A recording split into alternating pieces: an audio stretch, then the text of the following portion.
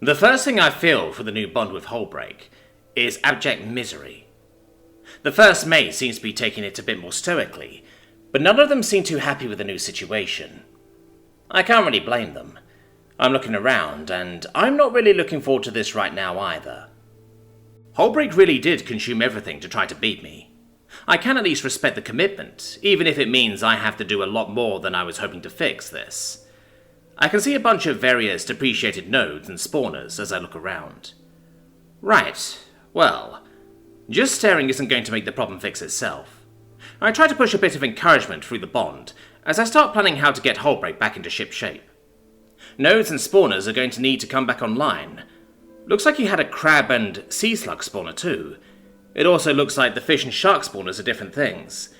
It seems kind of weird to me, but then again, Violet has a mushroom spawner, where I have mushroom nodes. I look through the crab options before I spend any mana, wanting to try and plan out a little more than just kinda flying by the seat of my non-existent pants, like I usually do. There are a few options for magic crabs, and a couple resource ones that look interesting, but I think I'm going to try to aim them towards being tough melee fighters. If delvers are going to delve properly, they need something they can fight. Sharks and gulls are not the easiest things to deal with, being in the sea and air, but a crab battle can take place on a beach or something. I'll probably have to expand Hullbreak towards land or something for that, but might as well have a plan for it now. Speaking of the sharks and gulls, they're both more specialised for dealing with invaders than as being something a delver can actually fight.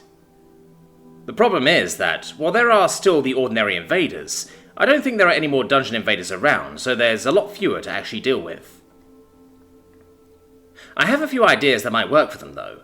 I'll still keep most of them to help keep invaders at bay, but I think I can do something interesting with the gulls and their little island thing.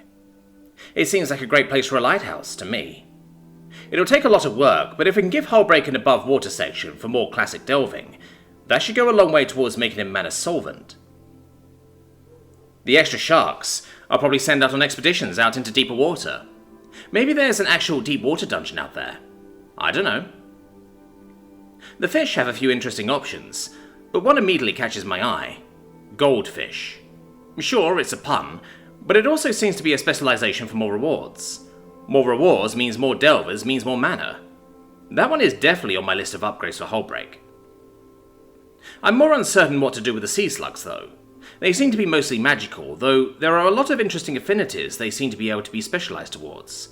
I have no idea how fire affinity would even work, but it's real tempting to go down that path just to see. I think I'll put a pin in upgrading them beyond just enabling the spawner again, at least for now. The nodes are an easy decision, at least. Bring them all back and upgrade them. Lots of various sea herbs, corals, even a couple beds of pearl oysters are all on offer, and I want them all and more. I take a few minutes to look deeper at the coral nodes, though. Back on Earth, I'm pretty sure trying to harvest coral tends to go very poorly for the coral. Here, though, it looks like it behaves similar to an underwater mining node. Oh, that gives me an idea for the sea slugs. I dig through the options there and eventually find what I'm looking for. An upgrade similar to what I got for my slimes back home. Where my slimes seem to help crystallize more ore into my nodes, it looks like sea cucumbers will help feed the coral and so grow better. Blech. Just don't think about how a sea cucumber feeds something else. Ah, I almost forgot. Hullbreak's core. As I suspected, it's in that big coral structure in the centre of the Merfolk Enclave. That needs to move. I can understand him wanting to be close to his dwellers, but they're both going to need room to grow, and in more ways than one. My first instinct is to get it under the gull spawner, but I'm not sure that'll work too well for Hullbreak. The guy definitely doesn't like delvers, and he'd probably be constantly on the verge of a panic attack if they're running around in a lighthouse, right above where his core is. I look around a bit more, and eventually find a spot that could be good. There's a nice area that doesn't have much going on, but could be a great spot for a thick kelp forest. It'd be pretty easy to hide the entrance in there. I'm not sure how I'd be able to move him though. Hey, Timo, can you ask the first mate if she has any ideas for moving Hullbreak's core? I don't think it's a good thing, long term, for him nor the dwellers, for him to stay in the middle of their enclave. My voice perks up when I talk to him. It looks like more and more merfolk have been coming out to see what's been going on, and everyone just looks a bit lost, even with the first mate trying to reassure them. Timo simply swims over to her and perches on her dorsal fin before speaking up. Hey, first mate, is there any way to move Hullbreak's core without tearing apart that coral? The shark looks confused for a moment, before looking towards where her captain's core is, and considering. Ordinarily, no, but the captain is rather drained after today. I should be able to get him out without doing too much damage. The gathered merfolk look dismayed, but don't make any moves to stop them. My voice tries to explain. See, the boss wants to make sure your captain and you all have room to grow. If Hullbreak wants to tell you how to get to his new sanctum, that's his decision, and the boss won't stand in the way of it. That doesn't seem to make them feel any better, but at least there's nobody else trying to use a trident to stab anyone. Which reminds me, where's Yendo? Thankfully it looks like nobody else is blaming him for what happened, and he seems to be talking to a merman who looks on the verge of being an adult. They're being quiet though, so I don't try to interrupt them. I just wanted to make sure nothing happened to him while I was distracted.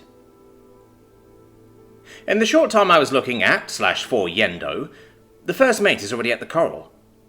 A quick chomp puts a hole in the big mound, and then a little bit of water mana is all that's needed to wash the core into her waiting mouth. The blue tetrahedron is only about the size of a basketball, which is a bit concerning. From the hole, it looks like he used to take up a lot more space than that. Poor guy. Well, let's get him into some new digs. Slash, I'll need your help. Rocky and Jello, you guys can head back now, or take a look around if you like. Timo guides the first mate out of the enclave, and the merfolk watch them go.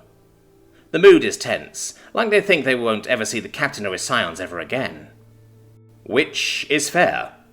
All they've seen is me come in like I own the place and walk out with Hullbreak's core, with only a few words to try to placate them. Time to put some action to back up the words to try to ease their fears. It's expensive, but I should be able to afford the upkeep on all this, as well as the actual cost. As the dwellers watch, the sea seems to come alive around the scions as they leave. Coral rapidly regrows, kelp and other sea flora grows thick and lush. Beyond what they can directly see, the spawners come back to life and start rapidly producing their new upgraded denizens. Copper fins and silver scales start to form schools and meander, while the sea cucumbers start the slow journey towards the various corals. I don't add any new scions yet, leaving that decision to Hullbreak. It doesn't take long for Slash to create a small sea cave for the first mate to deposit Hullbreak's core in, nor does it take long for the new kelp to grow in nice and thick, obscuring the entrance as well as a decent bit of the sea bed. I can't help but feel a little proud of how Hullbreak Harbour looks right now, and I'm encouraged by the small ember of hope I feel from the bond with the paranoid dungeon. There's still a lot of work to do, but I'm already feeling pretty accomplished.